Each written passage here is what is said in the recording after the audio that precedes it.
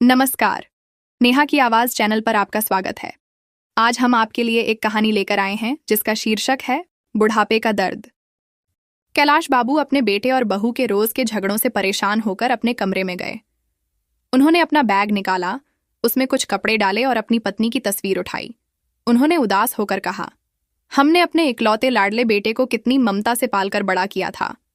ये सुनते ही वे रो पड़े, लेकिन फिर सोचा कि यह कमजोर पड़ने का समय नहीं है। उन्होंने अपनी आंखों के आंसू पोंछते हुए पत्नी की तस्वीर को बैग में रखा और वृद्ध आश्रम में रहने वाले एक दोस्त को फोन किया। भरे गले से उन्होंने बताया कि अब वे भी वृद्ध आश्रम में रहना चाहते हैं। ये सुनकर उनके दोस्त राधेश्याम को कोई शब्द नहीं सूझे। कैलाश बाबू ने केवल इतना कहा कि वे रोज रोज के झगड़ों से परेशान हो गए हैं और 1 घंटे में उनके पास पहुंच रहे हैं। जब कैलाश बाबू अपना घर छोड़ने लगे तो उन्होंने देखा कि उनका बेटा और बहू अपने कमरे में चाय और स्नैक्स का आनंद ले रहे थे। किसी ने भी नहीं पूछा कि वे कहाँ जा रहे हैं और न ही किसी ने उन्हें रोकने की कोशिश की। रोज रोज की अपमान और जिल्लत से परेशान कैलाश बाबू वृद्ध आश्रम पहुंच गए। थोड़े ही समय में वहां उनके बहुत से मित्र बन गए। वे सभी के साथ बातें करते और रोज सुबह व्यायाम भी करते।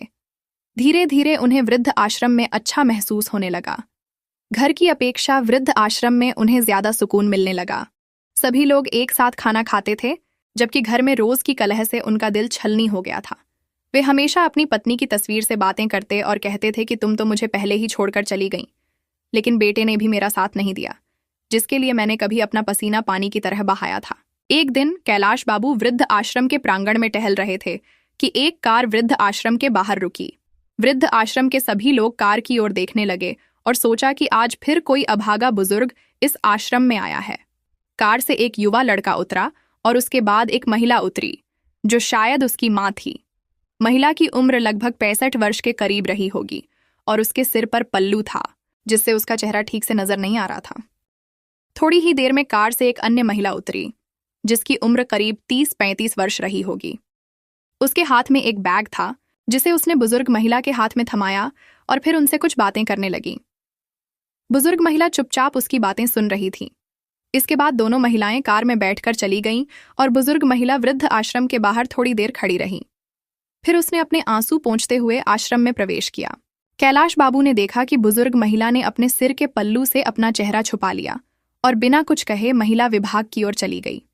तभी कैलाश बाबू के साथ खड़े एक बुजुर्ग ने कहा कि आज फिर एक माँ की ममता तार तार हो गई है और एक माँ के सपनों को चकनाचूर कर दिया गया है। कैलाश बाबू बार बार उस महिला के चेहरे की ओर देख रहे थे। उन्हें लगा कि वे उस महिला को जानते हैं, लेकिन वे पूरी तरह समझ नहीं पा रहे थे कि वह महिला कौन है।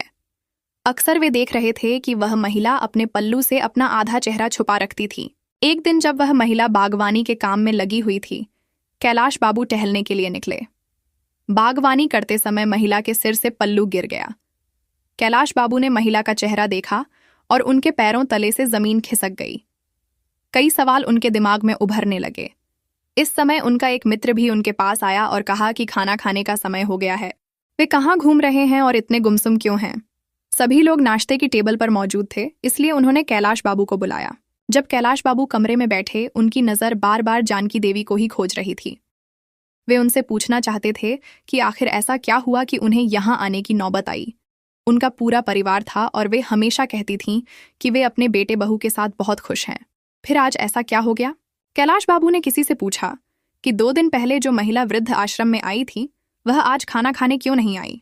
उन्हें बताया गया कि वह बहुत दुखी हैं और इसलिए उन्होंने खाना खाने से मना कर दिया है।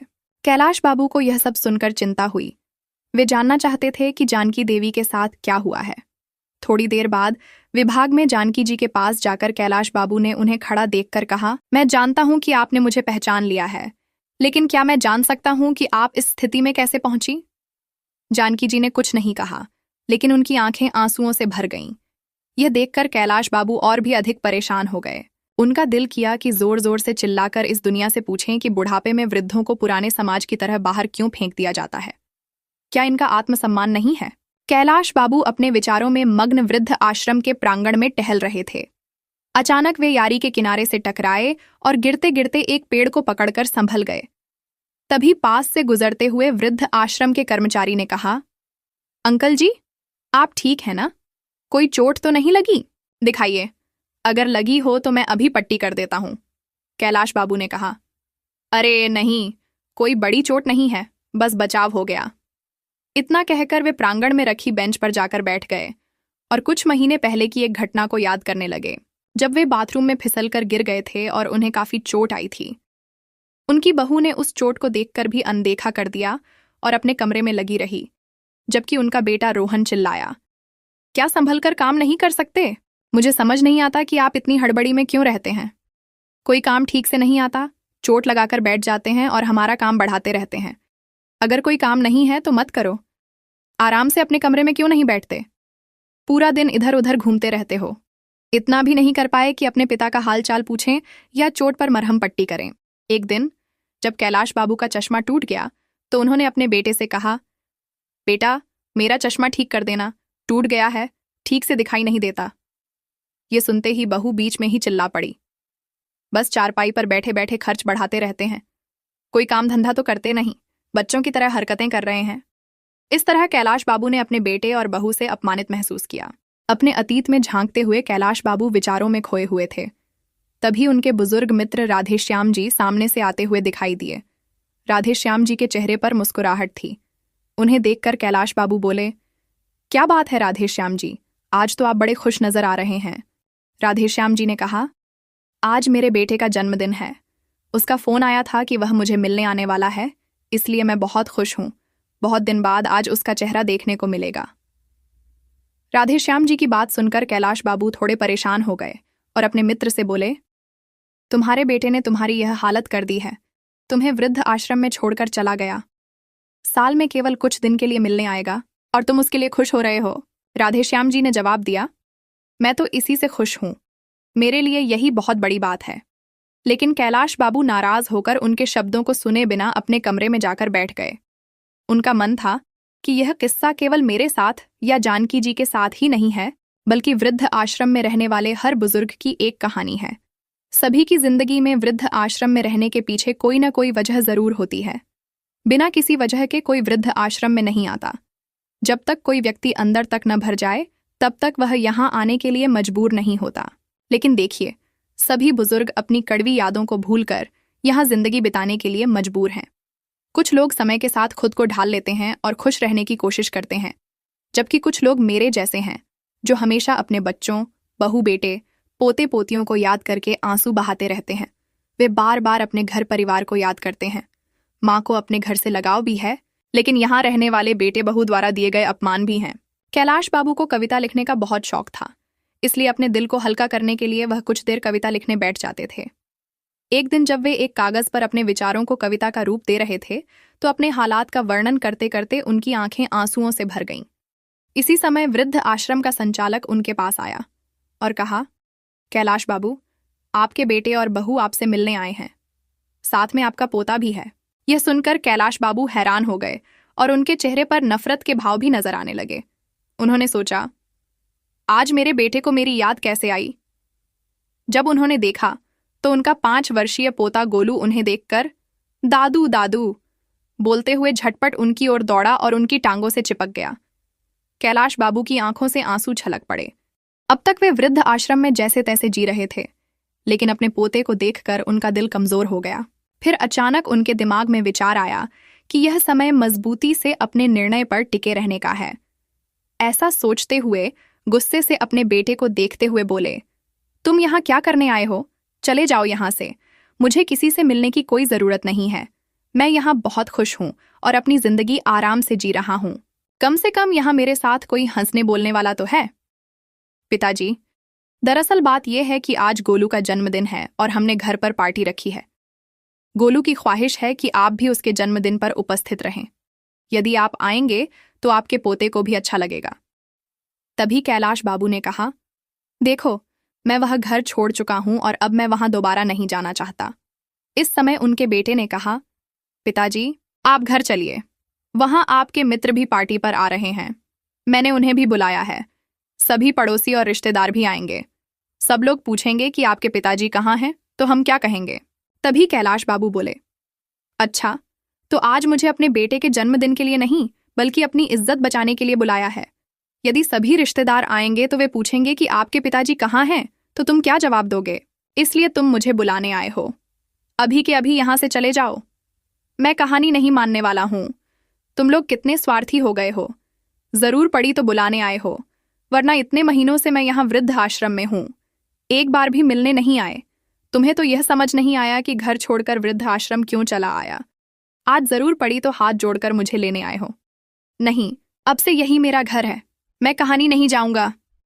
अपने घर को छोड़कर ऐसा कहते हुए कैलाश बाबू अपने कमरे की ओर बढ़ने लगे। तभी बेटे और बहू ने आपस में योजना बनाई कि पिताजी ऐसे नहीं मानेंगे, कुछ तो करना पड़ेगा, तभी हम उन्हें घर लेकर जा सकेंगे और रिश्तेदारों की ताने सुनने से बच सकेंगे। इसलिए दोनों ने रोनी सूरत लेकर कैलाश बाबू के पास जाकर गिड़गिड़ाते हुए कहा, पिताजी, माफ कर दीजिए, आपके पोते का जन्मदिन है। क्या आपको अपने पोते की खुशियों में शामिल होने का भी मन नहीं कर रहा? इतनी बात सुनकर कैलाश बाबू का दिल पिघलने लगा। तभी गोलू बोला, चलो ना दादू, बहुत मस्ती करेंगे। अपने पोते की बात सुनकर कैलाश बाबू खुद को रोक नहीं पा रहे थे, परंतु बेटे और बहू की करतूत की वजह से वे घर नहीं जाना चाहते थे। लेकिन गोलू ने कहा तो वे घर जाने के लिए तैयार हो गए। फिर बोले, लेकिन मेरी एक शर्ट है, मैं घर पर चलूंगा और जैसे ही गोलू का जन्मदिन हो जाएगा उसके बाद मुझे वृद्ध आश्रम वापस लौटना है। तुम लोग मुझे वृद्ध आश्रम तक छोड़ने आओगे? बेटे और बहू इस बात के लिए तैयार हो गए। गोलू का जन्मदिन बहुत धूमधाम से मनाया गया। सभी रिश्तेदार और पड़ोसी अच्छे से मिले जुले। कैलाश बाबू के पुराने मित्र भी आज उनसे बहुत खुशी से मिले, परंतु कैलाश बाबू ने किसी से कुछ नहीं कहा और हंसते मुस्कुराते हुए पार्टी का आनंद उठाया। लेकिन उनके मन में कुछ विचार चल रहे थे। वे सोच रहे थे कि कल अपने बेटे बहू को जो सरप्राइज देने वाला हूं, उसकी उन्होंने कभी कल्पना भी नहीं की होगी। जब पार्टी खत्म हुई तो बहुत रात हो चुकी थी। उस समय कैलाश बाबू घर पर ही रुक गए। जब अपने कमरे में सोने गए तो अपनी पत्नी सुधा की यादों में खो गए। वे याद करने लगे, सुधा, तुम भी ना, 2 रोटियां और ले लीजिए, अभी गरम गरम सेक रही हूं, 1 रोटी और खा लीजिए। अरे नहीं सुधा, मेरा पेट पूरी तरह भर चुका है, और कितना खिलाओगी? अपनी पत्नी को याद करते करते कैलाश बाबू सोने लगे। एक सुधा थी जो मुझे 1 गिलास पानी भी खुद से उठाने नहीं देती थी, और एक उसकी बहू है जिसने मुझे एक एक रोटी के लिए तरसाया। छोटे से छोटा काम भी मुझसे करवाती थी। सब्जी लेने से लेकर घर की सफाई तक सब काम मुझे ही करना पड़ता था। मुझे वह काम करने में भी हर्ज नहीं था, लेकिन सब करने के बाद भी अगर घर में इज्जत ना मिले तो ऐसी जिंदगी किस काम की है? अपनी पत्नी की यादों में गमगीन कैलाश बाबू की आंख लग गई। सुबह जब उठे तो देखा बेटे और बहू दोनों तैयार खड़े थे। जैसे ही वे बाहर आए, बहू रेखा बोली, पिताजी, तैयार हो जाइए, आपको वापस वृद्ध आश्रम में छोड़कर आना है। ऐसा कहते हुए रेखा के मन में विचार चल रहे थे, पिताजी को हमेशा के लिए यहीं रोकने का मन ना बन जाए, इसलिए जल्द से जल्द उन्हें वृद्ध आश्रम में छोड़ देना ही उचित होगा। कैलाश बाबू उन्हें देखकर हैरान थे और अपने बेटे बहू की मंशा को अच्छी तरह समझ रहे थे, इसलिए वे भी जल्दी से नहा धोकर तैयार हो गए। जैसे ही वृद्ध आश्रम की ओर जाने के लिए गाड़ी में बैठने लगे, उन्होंने देखा कि रेखा के चेहरे पर एक संतुष्टि भरी मुस्कान थी।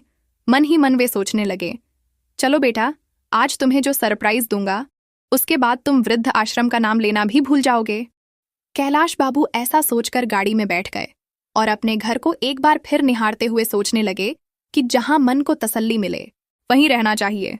यहां तो बेटे बहू मुझे निकालने की बहुत जल्दी में है, फिर भी क्या करूं? वृद्ध आश्रम ही अच्छा है, जहां मैं अपनी मर्जी से खाता हूं, अपनी मर्जी से रहता हूं और अपनी पसंद का काम करता हूं। किसी की चिक चिक नहीं होती।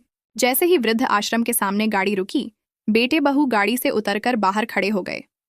कैलाश बाबू भी गाड़ी से निकले और अंदर जाने लगे, लेकिन रुक गए और पीछे मुड़कर अपने बेटे बहू को आवाज दी। वे दोनों गाड़ी में बैठे थे। तभी कैलाश बाबू की आवाज सुनकर वे रुक गए।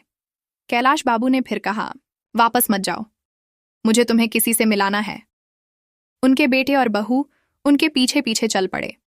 वृद्ध आश्रम के प्रांगण में पहुंचकर कैलाश बाबू ने वहीं काम करने वाले एक व्यक्ति से जानकी जी को बुलाने को कहा। जानकी जी जैसे ही बाहर आईं, कैलाश बाबू के बेटे ने उन्हें देखकर दंग रह गया और बहू रेखा की तो हैरानी का ठिकाना नहीं था। वह दौड़कर जानकी जी के गले लग गई और फूट फूट कर रोने लगी। माँ, आप यहाँ क्या कर रही हैं? आप यहाँ कब आईं और आपने मुझे बताया भी नहीं? परंतु जानकी जी ने कोई जवाब नहीं दिया। फिर रेखा ने कहा, मुझे तो यही लगता था कि आप भाई भाभी के साथ बहुत अच्छे से रह रही होंगी। कल ही मेरी भाभी से बात हुई थी, उन्होंने भी नहीं बताया कि आप वृद्ध आश्रम में हैं। मैं तुम्हारी भाभी से कितनी बार पूछ चुकी थी कि माँ से बात नहीं हो रही, माँ कहाँ हैं, एक बार तो बात करवा दो। तो भाभी ने कहा कि आप तीर्थ यात्रा पर गई हैं, इसलिए मेरी बात नहीं हो पा रही। मैंने भी माना कि आप तीर्थ यात्रा पर गई हैं, लेकिन मुझे क्या पता था कि उस जालिम औरत ने आपको वृद्ध आश्रम में छोड़ दिया है। अपनी बेटी की बात सुनकर जानकी जी फूट फूट कर रोने लगीं और बोलीं, बेटा, तुम्हारे भाई भाभी झूठ बोल रहे थे। मुझे 1 महीने पहले ही वृद्ध आश्रम में छोड़कर चले गए थे। लेकिन माँ, अगर आप मुझे फ़ोन करके बता देती तो मैं तुरंत यहाँ पहुँच जाती। उन लोगों की हिम्मत कैसे हुई मेरी माँ के साथ ऐसा करने की। इतना कहते हुए रेखा ने अपनी माँ से लिपट गई। मैं तुम्हें फ़ोन करके कैसे बता सकती थी? जिस दिन मैं वृद्ध आश्रम में आई, मैंने ससुर जी को यहाँ देखा। इसका मतलब ये हुआ कि तुम और तुम्हारी भाभी में कोई फर्क ही नहीं है। फिर मैं तुम्हें फ़ोन करके तुम्हारे भाई भाभी की करतूत के बारे में क्या बताती? इतना कहते हुए जानकी जी ने उसे अपने से अलग कर दिया और कहा, तुम मेरी बेटी कहलाने के लायक नहीं हो, इसलिए मुझसे दूर रहो। यदि मेरे बेटे बहू ने मुझे घर से निकाला है तो मेरी बेटी ने भी अपने ससुर को घर से निकाला है। तो कल मिलकर मेरी दोनों औलादें ही निकम्मी निकलीं। अब तो मुझे स्वयं को तुम्हारी माँ कहने पर भी शर्म आती है। एक ने अपनी माँ को घर से निकाल दिया और एक ने अपने ससुर को घर से निकाल दिया। अपनी माँ की बातें सुन कर रेखा का सिर शर्म से झुक गया। माँ, मुझे माफ़ कर दीजिए, मैं बहुत शर्मिंदा हूँ। मुझे बहुत बड़ी गलती हो गई है। मैंने कभी नहीं सोचा था कि जो मैं अपने ससुर के साथ कर रही हूँ वह मेरे माता पिता के साथ भी हो सकता है। जानकी जी ने कहा, तुम्हारी गलती माफ़ करने के लायक नहीं है। फिर भी अगर माफ़ी मांगनी है तो मुझे नहीं, अपने ससुर जी से मांगो। अपनी करतूत पर शर्मिंदा हुई रेखा अपने ससुर जी की ओर मुड़ी और उनके पैरों में गिर गई। मुझे माफ़ कर दीजिए पिताजी। तभी रोहन ने भी माफ़ी मांगते हुए कहा, अब आप दोनों घर चलिए और हमें अपनी सेवा करने का मौका दीजिए। तो कैलाश जी और जानकी जी दोनों ने ही घर जाने से मना कर दिया और कहा, हमें अब अपने बहू बेटे या बेटी के पास नहीं रहना है। हम वृद्ध आश्रम में रहकर ही सुखी हैं। दोनों ने लाख मनाने की कोशिश की, लेकिन कैलाश जी और जानकी जी का एक ही जवाब था, एक बार धोखा खा चुके हैं। अब इस उम्र में हमारे शरीर में इतनी शक्ति नहीं बची है कि बार बार अपने बच्चों द्वारा दिए गए धोखे झेल सकें। इतना कहकर कैलाश जी और जानकी जी अपने अपने कमरे में चले गए। रेखा और रोहन माँ से अपने घर वापस चले गए। घर पहुंचकर उन्होंने देखा कि पिताजी के कमरे में उनके बिस्तर पर एक कागज रखा था जो शायद उनकी जबान में से निकालकर गिर गया था। जब रोहन ने उस कागज को खोलकर देखा तो उसमें उनके पिताजी ने एक कविता लिखी हुई थी। क्या किसी ने देखा है मौत से पहले भी मौत आई है? हाँ, मैंने देखा है। आज मौत से पहले भी मौत आई है। जब जिंदगी अपने आखिरी पड़ाव पर आती है, शरीर भी कम नहीं करता, केवल सांसें आती जाती हैं। हाँ, मैंने देखा है, मौत से पहले भी मौत आई है। अपने पिता द्वारा लिखे इन शब्दों को देखकर रोहन के दिल पर न जाने कितने तीर एक साथ लगने जैसा एहसास हुआ। उधर रेखा अभी तक अपनी माँ की हालत को देखकर सदमे से उबर नहीं पाई थी, परंतु आज उनके पास पछताने के अलावा और कोई रास्ता नहीं था। किसी ने सही कहा है, संतान का अस्तित्व माता पिता की वजह से होता है और माता पिता वृद्ध आश्रम में संतान की वजह से होते हैं। दोस्तों, आपको यह कहानी कैसी लगी? लाइक और कमेंट करके जरूर बताएं और चैनल को सब्सक्राइब करना बिल्कुल न भूलें। मिलते हैं एक नई कहानी के साथ। बहुत बहुत धन्यवाद।